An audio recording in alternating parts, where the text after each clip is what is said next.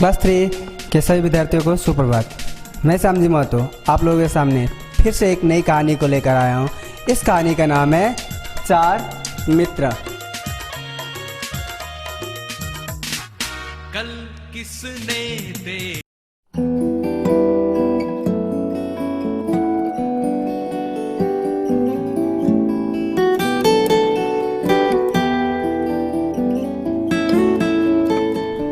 चार मित्र कहने से ही आप लोग समझ गए कि चार दोस्तों के बारे में बताया गया है। दरअसल एक समय की बात है, एक नगर में चार मित्र रहते थे।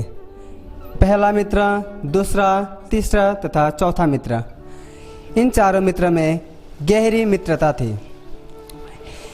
एक दिन इन चारों मित्र में तीन मित्र शिक्षित थे तथा चौथा मित्र जो थे वे अशिक्षित था। जो तीन मित्र शिक्षित थे उनके पास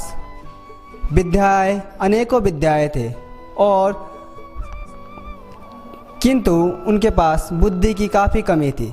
और जो चौथा मित्र था वह शिक्षित तो अधिक नहीं था किंतु वह काफ़ी बुद्धिमान था और वह कोई भी कार्य करने से पहले सोच विचार कर लेता था। एक दिन इन चारों मित्रों ने विदेश जाने के फैसले किए और विदेश जाकर धन अर्जित करने का निश्चय किया और अगले ही दिन ये चारों मित्र विदेश के लिए निकल गए। विदेश यात्रा करने के लिए निकल गए।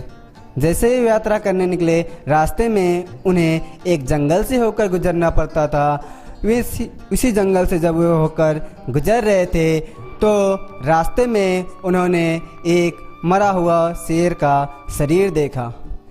इस मरे हुए शेर के शरीर को देखकर ये पहला, दूसरा तथा तीसरे मित्र ने यह निश्चय किया कि चलो इस शेर के शरीर पर अपना विद्या का प्रयोग कर इसे फिर से जीवित कर देते हैं। किंतु चौथा मित्र बुद्धिमान था। उसने कहा, रुको, हमें शेर के फिर से जीवित नहीं करना चाहिए। लेकिन ये तीनों मित्र विद्या का काफ़ी घमंड था, इसलिए ये तीनों मित्रों ने यह फैसला किया कि हमें इन शेरों को फिर से जीवित कर देते हैं। इसलिए सबसे पहले पहला मित्र ने शेर के अस्थियों को सही क्रम से सजाकर उसकी अस्थि पंजर तैयार कर दिया। इसके बाद दूसरे मित्र ने इसी अस्थियों के ऊपर मांसपेशियां लगा दी। अब तीसरे मित्र की बारी थी। जब तीसरे मित्र इसे अपने विद्या द्वारा जीवित करने वाले थे तभी चौथे मित्र ने कहा, रुक जाओ मित्र, इसे जीवित मत करो वरना यह शेर जग जाएगा और हमें खा जाएगा। किंतु विद्या के घमंड में तीसरे मित्र ने उनकी बातों को सुनने से इनकार कर दिया और वे इस शेर पर अपने विद्या का प्रयोग कर इसे जीवित कर दिया।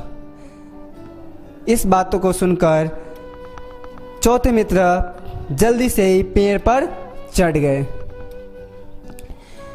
शेर जीवित हो गया। शेर जैसे ही जीवित हुआ उसने देखा तीन युवक उसके सामने खड़े हुए थे। इसे देखकर शेर काफ़ी खुश हो गया और वे जोर से दहाड़ने लगा। शेर की दहाड़ से सारे जंगल गूंजने लगे और शेर ने इन तीनों मित्रों को बारी बारी करके पहले इसे मार दिया। उसके बाद इन तीनों को वे खा गए। किंतु वे शेर चौथे मित्र को खा नहीं सका क्योंकि चौथा मित्र जो था पेड़ पर चढ़ा हुआ था। जब शेर तीनों मित्रों को खाकर वहाँ से वह चला गया तो थोड़ी देर बाद चौथा मित्र उस पेड़ से नीचे उतरा और उसने चारों तरफ शेर को देखा।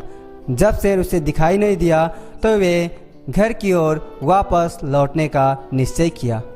जब वो घर की ओर वापस लौट रहे थे उसी वक्त उसने मन में सोचा कि शास्त्रों में विद्या का शक्ति तो अनेक होते हैं किंतु हमें इस शक्ति का हमेशा सदुपयोग करना चाहिए। यदि हम इस शक्ति का दुरुपयोग करेंगे तो यह शक्ति हमें विनाश की ओर ले जाना चाहिए। इसलिए किसी भी कार्य को करने से पहले हमेशा सोच विचार कर उस कार्य को करना चाहिए।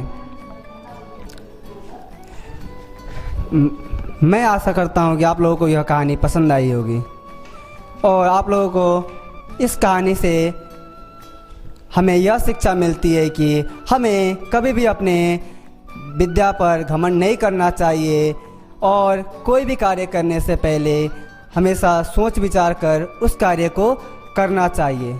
और कोई बड़े व्यक्ति यदि कुछ अच्छे बात बोल रहे हैं तो उनकी सलाह अवश्य लेनी चाहिए। धन्यवाद।